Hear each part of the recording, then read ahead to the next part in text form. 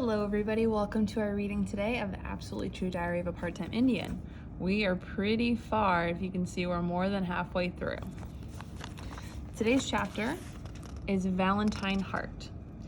A few days after I gave Penelope a homemade Valentine, and she said she forgot it was Valentine's Day, my dad's best friend Eugene was shot in the face in the parking lot of a 7-Eleven in Spokane. Way drunk, Eugene was shot and killed by one of his good friends, Bobby, who was too drunk to even remember pulling the trigger. The police think Eugene and Bobby fought over the last drink in a bottle of wine. How to get the last sip of wine from the bottom of the bottle. With love. You're my best friend. Aw. With guilt. You always get the last sip. Aw. With reverse psychology. I didn't want it anyway. Oh, go ahead. With sacred tradition. You must respect your elders. Yes, sir. With force. Bang. When Bobby was sober enough to realize what he'd done, he could only call Eugene's name over and over, as if that would somehow bring him back. A few weeks later, in jail, Bobby hung himself with a bedsheet. We didn't even have enough time to forgive him. He punished himself for his sins. My father went on a legendary drinking binge. My mother went to church every single day. It was all booze and God, booze and God, booze and God. We'd lost my grandmother and Eugene. How much loss were we supposed to endure? I felt helpless and stupid. I needed books. I wanted books. And I drew and drew and drew cartoons. I was mad at God. I was mad at Jesus. They were mocking me, so I mocked them. Jesus farteth and burpeth in harmony. Miraculous. I hoped I could find more cartoons that would help me, and I hoped I could find stories that would help me, so I looked up the word grief in the dictionary. I wanted to find out everything I could about grief. I wanted to know why my family had been given so much to grieve about, and then I discovered the answer. Grief, when you feel so helpless and stupid that you think nothing will ever be right again, and your macaroni and cheese tastes like sawdust, and you can't even jerk off because it seems like too much trouble. Okay, so it was Gordy who showed me a book written by the guy who knew the answer. It was the Euripides, this Greek writer from the 5th century BC, a way old dude. In one of his plays, Medea says, "What greater grief than the loss of one's native land?" I read that and thought, well, of course, man, we Indians have lost everything. We lost our native land, we lost our languages, we lost our songs and dances, we lost each other. We only know how to lose and be lost. But it's more than that too. I mean, the thing is, Medea was so distraught by the world and felt so betrayed that she murdered her own kids. She thought the world was that joyless. And after Eugene's funeral, I agreed with her. I could have easily killed myself, killed my mother and father, killed the birds, killed the trees, and killed the oxygen in the air. More than anything, I wanted to kill God. I was joyless. I mean, I can't even tell you how I found the strength to get up every morning. And yet, every morning, I did get up and go to school. Well, no, that's not exactly true.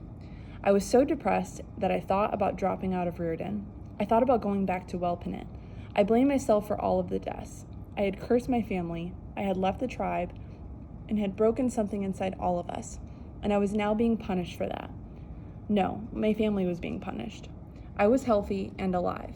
Then after my 15th or 20th missed day of school, I sat in my social studies classroom with Mrs. Jeremy. Mrs. Jeremy was an old bird who taught at Reardon for 35 years. Why, I did actually miss a lot of school. Wakes and funerals, couldn't find a ride, no money in the house. Mom wanted me to stay home because she was scared. Mom and I had to go search for my father so we could bring him home and keep him safe. Come home, Dad. I am home. Misery is my home. I slumped into her class and sat in the back of the room. "Oh, class," she said, "we have a special guest today. It's Arnold Spirit. I didn't realize you still went to this school, Mr. Spirit." The classroom was quiet.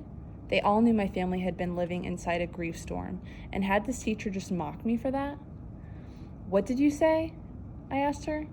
"You really shouldn't be missing class this much," she said. If I'd been stronger, I would have stood up to her. I would have called her names. I would have walked across the room and slapped her. But I was too broken. Instead, it was Gordy who defended me. He stood up with his textbook and dropped it. Whoop! He looked so strong. He looked like a warrior. He was protecting me like Rowdy used to protect me. Of course, Rowdy would have thrown the book at the teacher and then punched her. Gordy showed a lot of courage in standing up to a teacher like that, and his courage inspired the others.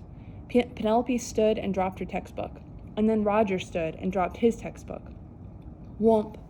Then the other basketball players did the same. Whomp, whomp, whomp. And Mrs. Jeremy flinched each and every time as if she'd been kicked in the crotch. Whomp, whomp, whomp, whomp. Then all of my classmates walked out of the room. A spontaneous demonstration. Of course, I probably should have walked out with them. It would have been more poetic. It made more sense. Or perhaps my friends should have realized that they shouldn't have left behind the frickin' reason for their protest. And that thought just cracked me up.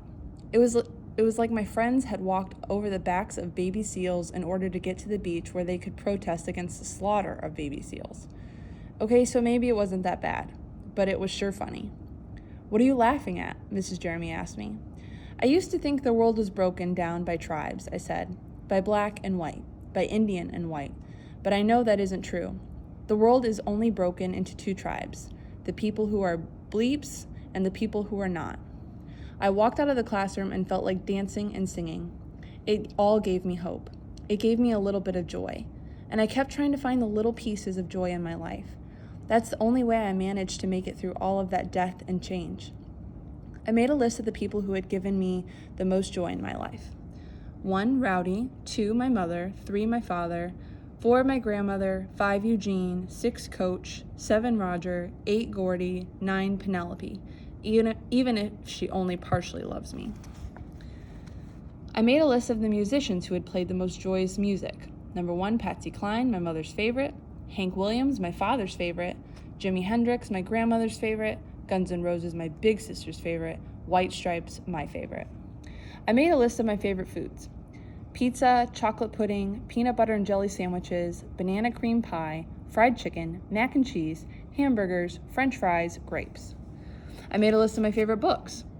The Grapes of Wrath, Catcher in the Rye, Fat Kid Rules the World, Tangerine, Feed, Catalyst, Invisible Man, Fool's Crow, Jar of Fools. I made a list of my favorite basketball players.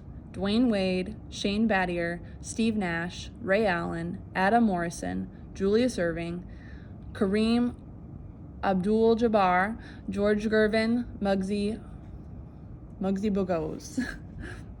I kept making list after list of the things that made me feel joy, and I kept drawing cartoons of the things that made me angry. I keep writing and rewriting, drawing and redrawing, and rethinking and revising and re-editing. It became my grieving ceremony.